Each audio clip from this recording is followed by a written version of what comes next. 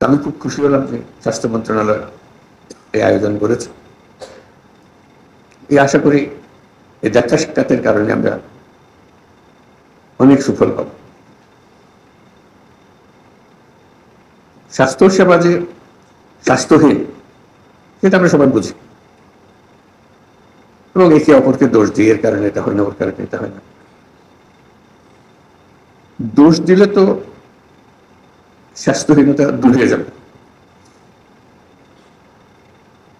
এটার প্রতিকার করতে হবে যাতে করে আমরা স্বাস্থ্যসেবা সঠিকভাবে করতে পারি।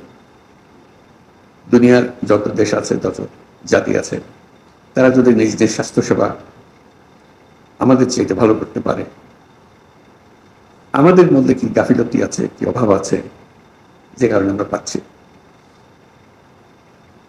মানুষ হিসেবে আমাদের কোনো ঘাটতি আছে, তার সক্ষমতা হিসেবে তার ঘাটতি আছে, আমার মনে হয়। কিন্তু সামষ্টিকভাবে আমরা ওই ঘাটতিটা পূরণ করতে পারছি, যেটা ব্যবহারের মধ্যে আমরা প্রয়োগ করতে পারছি। তো সেটাই নিজেদের কাছে আত্মজিজ্ঞাসা যে কিভাবে করলে আমরা এটার থেকে পরিত্রাণ পাবো। অনেকে পলিসির কথা বলবে, অনেকে সুযোগ সুবিধার কথা বলবে, হাসপাতাল নাই, যন্ত্রপাতি নাই, সরবরাহ নাই, যন্ত্রপাতি পড়ে আছে, বহু মূল্যবান যন্ত্রপাতি মেরামতের অভাবে গত 10 বছর ধরে এভাবে পড়ে আছে, কথা কথা এরকম বহু কাহিনী শুনি, বহু কাহিনী জানি। সেগুলো ভাবে থেকে যাবে, যেহেতু আমরা কোনো প্রশ্ন তুলছি না, এভাবে এটা সেটেলড ফ্যাক্ট, এভাবে হয়। আমাদের যারা উত্তরসূরি আসবে তারা ওইভাবে ধরে নেবে, এভাবে হয়। এভাবে হলে তার দেশ পাল্টায় না, মানুষ পাল্টায়। মানুষ পাল্টায় যখন আমরা প্রশ্ন তুলি কেন হবে, এই প্রশ্নটা নিজেদের কাছে জিজ্ঞাসা করার জন্য আমরা সবাই বলছি কেন হবে।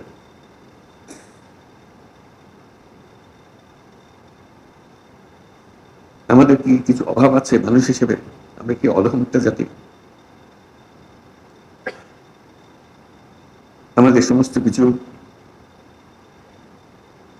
আইন কাঠামো, নীতিমালা, যন্ত্রপাতি, দালান যা কিছু আছে তা দিয়ে এর চেয়ে ভালো কিছু করা যাবে না, এরকম মনে হয়? আমার তো মনে হয়। আমার মনে হয় আমরা এই যে সম্মেলনে আসলাম, কথাবার্তা বললাম, সেটাকে উপলক্ষ করে যেভাবে আছে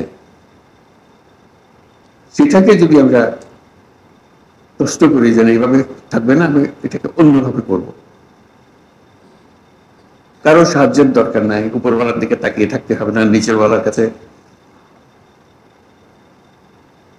তার কোনো বিশেষ সুবিধার কথা বলতে হবে না, আমরা নিজেরা যেভাবে আছে ওইভাবে এই সম্মেলন ঠিক করলাম যে এইভাবেই আমরা এই পরিস্থিতির মধ্যে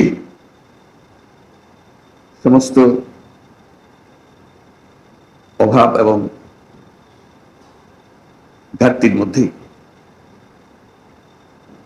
আমরা ইচ্ছে ভালো করব। আমি একদম নিশ্চিতভাবে বলতে পারি স্বাস্থ্যসেবা 25% ভালো গেল, যদি শুধু এইটুকু চিন্তা করে আমরা ইচ্ছে ভালো করবো, এর মধ্যেই করবো। আর এর থেকে সুযোগ যদি একটু বেশি হয়, অন্যান্য জিনিস যেগুলো বলেছে আরো নিয়োগ করা হবে, আরো পদ সৃষ্টি করা হবে, এগুলো পরে হবে। কিন্তু যেভাবে আছে এইভাবে যদি আমরা করতে চাই, তাতে শুধু মন ঠিক করা যাবে করবো, অন্য কে কি করলো না করলো ওর দিকে তাকাবো না, আমি আমার আমার সাধ্যে যতটুকু তাহলে 25% বাড়বে। এই 25% কিন্তু অত্যন্ত মূল্যবান 25%।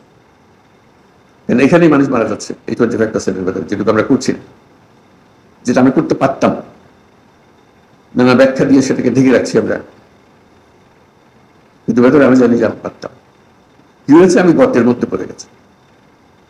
ওই যে স্বাস্থ্য উপদেষ্টা মহোদয় বললেন যে হাসপাতালে গেলাম, যেখানে যার থাকার কথা নাই, যেখানে যার করার কথা করছে না, ইত্যাদি। এটা তো কারো অপেক্ষায় না, এটা তো আছে, রিসেপশনের জায়গায় থাকবে, যাকে সাহায্য করার কথা তাকে সাহায্য করবে, এটার জন্য আইনগত দরকার নেই, কিছু বলতে দরকার।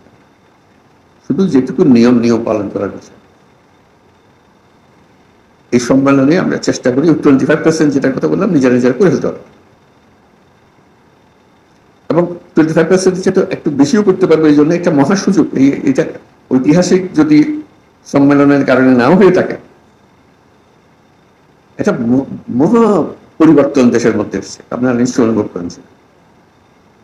অনুভব এখন উপায় তো নাই, এমন সব কাণ্ড হয়েছে দেশের ভেতরে যেটা 1000 বছরে আর হবে কিনা সন্দেহ। আমরা তার মধ্যে আছি যে 1000 বছরের যে পরিবর্তন,